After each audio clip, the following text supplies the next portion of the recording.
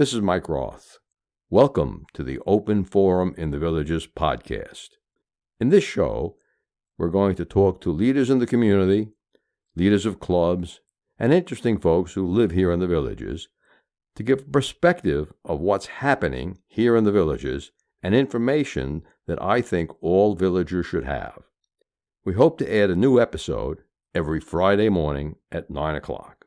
So, Jack, you started your business career working in radio. That's right.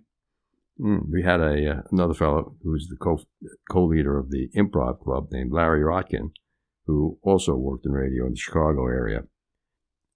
You started out your business career in the Pittsburgh area. Right. North of Pittsburgh in Erie, Pennsylvania, right on Lake Erie. Oh, I had to do business in the area a couple of times. Yeah, well, I bet you regret that. Well, it was a great tour of the GE locomotive plant. Yeah. And the Zern company. Yeah, well, I worked for Zern. Did you? Yes, I did. Yeah, toilet drains and such. Nuclear plants and golf clubs. Oh, I didn't know Zern. You know, Mr. Zern lives here in the villages in the winter? Yeah. He and his wife came to our improvisational theater club one time. Yeah. So you left the radio business and went into as an advertising agency in Pittsburgh. Right. Where you and your wife, Pam, lived for 20 years. Your wife is a retired English professor from the University of Pittsburgh, and she herself is a poet and has written 5 books. Jack started writing his fictional book about the villages in late 2020 and published it in 2021. The book is titled The Roundabout Way. It's for sale on Amazon and at Barnes & Noble, and all booked up in the villages. What is all booked up in the villages? All booked up is in the Colony Plaza on 466. Really? So if you're on your way to get an ice cream over at Mystic Ice Cream, sure, you want to stop at All Booked Up on the way. Okay. Yeah. Still, that's that little bookstore near Messaluna. Yes, that's right. Okay. Yeah. I knew the store, but I didn't know the name. Well, tell Jamie I said hello. Okay. It's a great little store. So how many copies of your book have sold? About 500 so far. Mm-hmm. So that's in 6-7 months now. Well, that's not bad. No, I'm happy with it. That's a self-published book? Yes. We'll talk a little bit more about self-publishing later. Okay. Jack, there have been a few books written about the villages, which suggest that the villages is full of nutty, strange people, that we have drunken parties, and so forth. It's been called the STD capital of America, if not the world. Is the Roundabout Way anything like that? No. And you're right. That one of the reasons I wanted to write this book was because I really wanted to dispel the notion that there was anything untoward about living in the villages. It's a wonderful place. And the more time I spend here, the more amazed I am at how terrific it is. And I didn't know what to expect. I visited like so many other people do. There's a thing they call a lifestyle visit where you can get a place for a long weekend, and they share with you some of the passes and so forth for visiting the movie theaters or the recreation centers. And you get a golf cart, and you're on your own. Yeah, golf cart. I did that trip, too, a couple of times. And, they give you the golf carts, bicycles. Yeah. Passes for the health club. Well, it was very low pressure. I mean, really no pressure. You were literally on your own. You could ask questions of anyone, and people were friendly and fun. And, I expected maybe I'd get into like a continuing care community where I'd see a lot of people who have medical issues. But no, it was people who were very active. And at that time, at that point in time, and hopefully going forward in the next few years, I'm going to be active. And so that was very interesting to me that there were so many things to do. So anyway, the idea came to me that...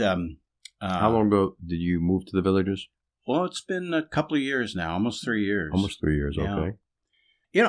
As I say, Mike, my impression of the villages has just gotten better as time goes on. I think what the family who created this place has been able to do is just wonderful for retirees, particularly for veterans who are welcomed here with open arms, and people who do want to have an active lifestyle and enjoy the Florida sun. And wow, there are like 3,000 clubs in the villages, all more kinds than that, of things. Probably close to more 3,200, 3,300 clubs now. That's incredible. And the villages is a big city. I mean, it's probably 150,000 people by now and growing. So you get to meet a lot of people from a lot of places.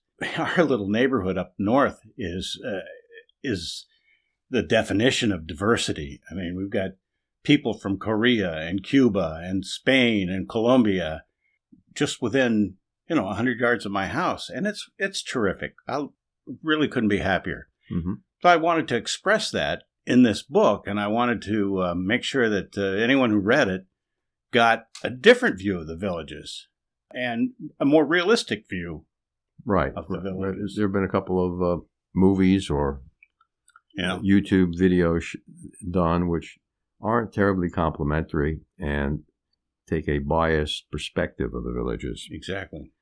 It's actually pretty disappointing from what I've seen of them. And it's good to hear that so you wrote a fictional novel. Right. About a real place. Right. Names have been changed to protect the innocent. Now, I haven't had a chance to read your book yet, but I've been told that it's got a Garrison Keillor vibe to it. Why don't you tell our listeners what that really means? Especially tell them who Garrison Keillor is, because a lot of people don't know him.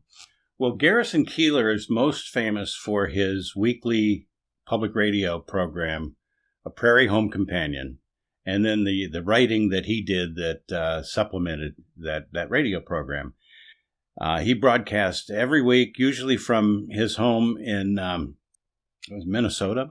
Mm-hmm. And Minnesota Public Radio was the fundraising source for everything that he did.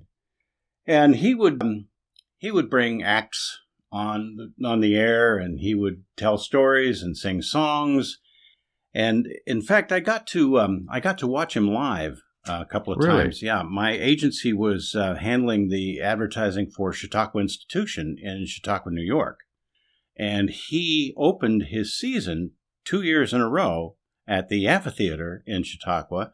So I got some front row seats and got to watch him do the production live on the air with the sound effects guys and his band, and it was terrific. It made a real impression on me. But he has a fictional town that people may remember was named Lake Wobegon, and he would always tell the news from Lake Wobegon. So I thought, well, there are tribute bands that want to sound like the Beatles or the Rolling Stones or the Beach Boys, and why not a book that has, in a sense, a tribute to that style? Mm-hmm. The things about America, the things about the villages that make it unique. And many of those factors, those elements, are the same with Garrison Keillor as they are with the villages. There's a strong sense of community, patriotism, religion, neighbor helping neighbor. Those kinds of things that were themes for Garrison Keillor are themes in this book as well. Mm-hmm. Yeah, and there really is a lot of that, neighbor helping neighbor here in the villages, and a lot of really good people. So, as a villager, well, actually, before you became a villager, mm-hmm. had you ever written a book? When I was 9 years old, I wrote a book about the weather, but that's it. Okay. That's it. But as an ad agency, creative director, I had to do a lot of writing. Mm-hmm. I wrote every day, and much of that was fiction. The joke is you're trying to get people to spend money they don't have for things they don't need. Right. You were an ad agency. Yeah, an ad agency, right. So, you have to write copy that makes the food seem yummier mm-hmm. and the car more desirable. So how did you go about self-publishing your book? Well, I knew I had to start with content.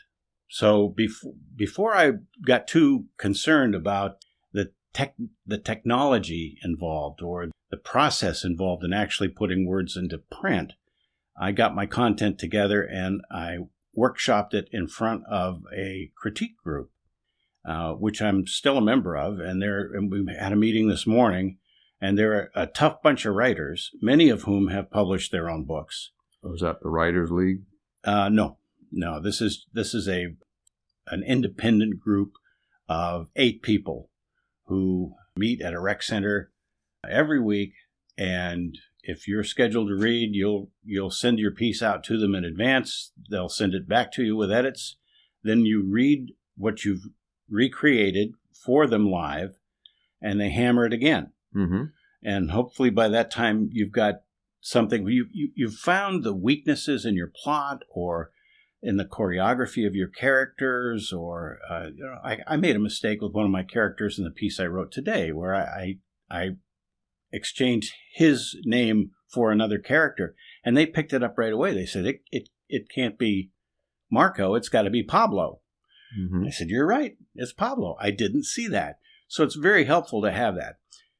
And once that process was through, I gave it to my wife, who was an English professor, as you mentioned. She did a full edit for me. Mm-hmm. And then I got onto a website called Readsy and found some professionals to help me out. I got an illustrator for the cover, whose name is Andy Bridge. Andy is a Brit who lives in France. And among his credits, he illustrated the cover for The Life of Pi, which was a very successful book. I think it sold 17 million copies. Oh, so 3.1478. Yeah, well, it is. There's something about that in the story, as a matter of fact. But then I also found a content editor, and the purpose of the content editor is to read the story and tell you whether or not, first of all, it fits your collection. In this case, I was writing an anthology, so if there was a story in there that didn't quite fit with the others, she told me. Mm-hmm. She also suggested that I sort the stories into maybe 3 different categories to help the reader find their way through it, to make some sense of the organization. And that was an excellent idea, and I think it helped a lot. And then in the end, in the final analysis, I got a typesetter. And the typesetter was able then to compose all of this content in type and properly present it so that it could be uploaded to Amazon with very little effort on my part at all. So you used Amazon self-publishing I did. features. Yes. Mm-hmm. So Good. that was the process I went through, and it was fairly painless. Mm-hmm. Now, it costs money, so you have to be, if you're going to write a book and you want to do this, you have to understand that, you may be into it, depending on how much you do yourself, you may be into it for a couple of $1,000s. So if you're trying to make money at it, chances are you won't. Mm-hmm. But Not self-publishing. That's right. But if you're doing it because you'd like people to read your stories, which was my goal, then to be able to sell 500 books, that was just wonderful. Well, did you break even? I am almost at break even, yes. Okay, that's good. Yeah, I think so. Anytime these little, I call them side businesses, break even is great. Yes.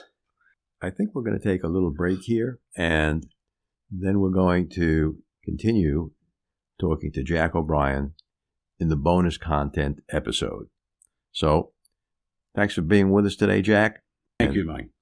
Remember, our next episode will air live next Friday at 9 a.m., or should I say pre-recorded, but that's when it will be released on our regular subscriptions.